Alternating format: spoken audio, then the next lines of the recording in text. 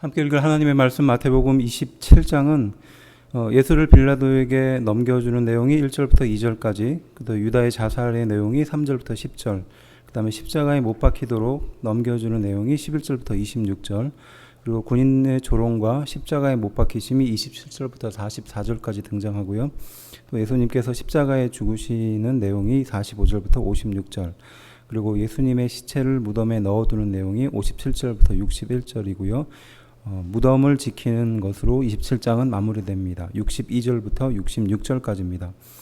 처형권이 없던 유대 지도자들이 총독 빌라도에게 예수님을 넘기는 내용이 주로 담겨져 있고요. 그리고 예수님께서 어떻게 십자가에 못 박혀서 돌아가시는지 그 내용들이 구체적으로 나와 있습니다. 1절은 먼저 새벽에라고 말하는데, 이때는 이제 니산월 13일 아침을 말하는 거고요. 그 다음에 3절에 스스로 뉘우쳤다라고 말하는데, 이것은 회개해서 돌아왔다기보다는 후회에 가까운 말입니다. 가룟 유다가 회개했다라고 볼 수는 없습니다. 그리고 은 30을 도로 갖다 주었다라고 말하는 것은 이제 양심의 가책을 덜기 위한 일종의 행동으로 볼 수 있는 것이죠. 그래서 유다가 진정으로 자신의 행동을 뉘우쳐서 회개했다기보다는 후회에 가까운 그런 행동을 했다고 보면 됩니다. 그래서 스스로 뉘우쳤다는 말에 그 사도행전에 나타나는 바울의 회개와 비교되기도 하는데요. 이 바울의 회개에 사용되는 단어와 이 유다의 회개, 스스로 뉘우쳤다라는 이 두 단어가 다른 단어로 사용됐다는 걸 좀 생각해 보면 이 의미를 좀 구별할 수 있을 것입니다. 4절은 내가 당하라 라고 말하는 것은 무지한 피를 판 죄를 내 스스로 갚아라, 뭐 이런 뜻입니다. 그러니까 유다가 예수님을 배반하고 예수님을 팔았지만, 그리고 이 유다가 자신이 한 행동에 대해서 자책하고 또 마음에 그 큰 양심의 가책을 느껴서 자신이 그 가지고 있었던 은 30을 돌려주었으나 결국 그 돈을 받는다는 것은 당시 유대 종교 지도자들이 그 죄를 받는다는 것이기 때문에 그 책임으로부터 벗어나기 위해서 내가 잘못한 것은 내가 스스로 감당해야 된다, 이렇게 말하는 거죠. 결정적인 순간에 발을 빼고 있는 그들의 모습을 볼 수 있습니다. 그리고 5절은요, 은을 성소에 던져놓았다라고 말합니다. 그래서 그들이 받지를 않으니까 결국은 이 유다가 그 은 30을 성전에다가 던져놓고 갔다, 뭐 이런 뜻입니다. 근데 그마저도 율법의 규례를 무시한 채 성전에 돈을 던져놓는 그런 행동이었고요. 네, 그렇습니다. 그리고 6절은요, 성전고라고 말하는데 하나님께 바쳐진 이 헌물을 보관한 곳이었습니다. 그래서 그들 스스로도 바로 그렇게 주어지는 돈을 감당할 수 없었기 때문에 그것을 다른 쪽으로 사용하게 되죠. 7절에 토기장이의 밭이라고 말하는데 예루살렘 남쪽에 흰눈 골짜기 언덕으로 보고 있습니다. 그리고 이것은 스가랴 11장 12절부터 13절의 내용이 성취된, 구약의 예언이 성취된 내용이고요. 그 다음에 9절은 선지자 예레미야로 하신 말씀, 토기장의 비유가 아니죠. 스가랴 11장 12절부터 13절의 내용이 이루어졌다고 보면 됩니다. 그리고 12절에는요, 고발을 당하되라고 말하는데 이건 대제사장들과 장로들의 반란죄를 말하는 겁니다. 그리고 13절에 빌라도가 보기에도 증거 불충분이어서 예수님께 유리하도록 유도하는 그 말이 내용이 나오죠. 그래서 그들이 너를 쳐서라고 말하는데 그 억울하게 붙잡혀서 네가 여기까지 왔다라고 말하는 내용이 등장하는 겁니다. 이렇게 보면 빌라도가 의로운 사람처럼 보이나 사실은 이제 자신의 잘못된 것을 면피하기 위해서 이렇게 말하는 것으로 볼 수 있습니다. 15절은요, 명절에 죄수를 놓아주는 전례라고 말하는데 유대인의 최대 명절 전에 백성의 마음을 누그러뜨리기 위한 당시의 제도라고 볼 수 있습니다.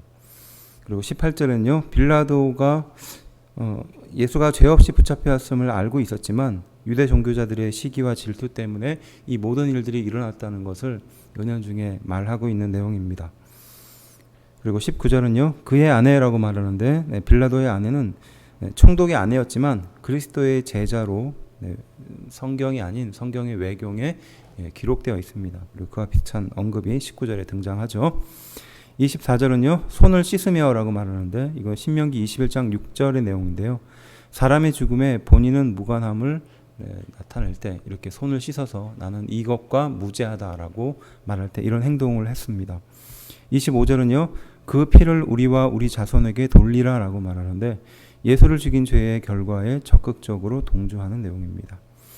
그러니까 불과 일주일 전에 예수님이 오는 것을 메시아가 왔다라고 환영하고 종려나무 가지를 흔들었던 그 백성의 입에서 예수님이 십자가에 달려 죽게 되는 그 모든 그 피를 우리와 우리 자손에게 돌리라라고 이런 저주를 말하고 있는 그 유대인들, 그 유대의 백성들을 볼 수 있는 것입니다.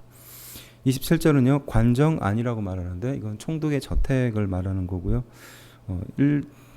이 총독의 저택이 어디에 있었느냐 여기에 대해서 여러 추측들이 있습니다. 그렇지만 일반적으로 안토니아 성이 유력하다라고 보고 있죠. 28절은요. 홍포라고 말하는데 붉은색 옷입니다. 왕이 입었던 옷이고요. 왕이 입었던 옷을 예수님께 입혔다는 것은 당시에 이제 조롱의 의미를 담고 있었습니다. 그리고 29절은 가시 면류관이라고 말하는데 예수님을 조롱하고자 하는 목적이나 고난의 상징이 되는 것이죠. 그다음에 갈대를 오른손에 쥐게 했다는 것은 로마 황제가 오른손에 쥐고 있는 지팡이 홀을 말하는 겁니다. 그 홀을 쥐고 있는 모습을 예수님께 대신 그 갈대 지팡이를 들게 했다는 것이죠. 마찬가지로 조롱했던 것이었습니다. 31절에 십자가에 못 박으려고 끌고 나가니라 라고 말하는데 이 시간으로 보면 예수님이 십자가에 달린 시간이 지금 시간으로 오전 9시 이전이라고 볼 수 있는 겁니다. 그러니까 굉장히 급박하게 그 모든 일정이 진행이 됐죠. 예수님께서 잡히는 시간과 그다음에 재판을 받고 그다음에 빌라도의 군정에 끌려가서 마지막 최종 판결을 받아서 십자가에 달리기까지 채 8시간, 9시간이 걸리지 않는 그런 시간이었습니다. 32절에 구레네 사람 시몬입니다. 이제 구레네가 어디냐? 아프리카 북쪽 해안 지방을 말하는 겁니다. 그리고 당시 이 사람 시몬은 예배를 드리기 위해서 하나님께 1년에 한 번 드리는 이 예배를 위해서 이곳에 온 것으로 볼 수 있습니다. 33절에 골고다라고 말하는데 산 모양이 해골처럼 생겨서 이제 골고다라고 사람들이 그렇게 말했습니다. 그리고 갈보리, 이 골고다의 다른 말은 갈보리인데요. 이 갈보리는 골고다의 라틴어 발음입니다. 그래서 골고다와 갈보리는 같은 말입니다. 34절은요. 쓸개 탄 포도주라고 말하는데 당시에 마취제 용도로 사용됐고 쓴 것입니다. 그래서 목이 굉장히 마른 몸에 있는 수분이 다 빠져나가게 되는 그런 상태에 놓여지게 되는데 십자가에 달릴 때 그때 마취제 용도로 그 사람의 고통을 경감해 주고자 하는 목적으로 그것을 먹게 했습니다. 근데 예수님은 그 포도주를 마시지 않았죠. 왜냐하면 적극적으로 이 고통을 받아들이고 또 그것을 감당하기 위해서 인간의 죄를 감당하기 위해서죠. 이것은 시편 69편 21편이 성취된 것입니다. 그리고 35절에 그 옷을 제비 뽑아 나누었다라고 말하는데 이것은 시편 22편 18절이고요. 그다음에 38편에 강도 둘이 등장하는데요. 이 강도들에 대해서 보는 시각이 좀 다릅니다. 그러니까 특별히 이 마태복음에서 등장하는 강도들은 예수님과 대화하는 내용들이 구체적으로 담겨져 있지 않습니다.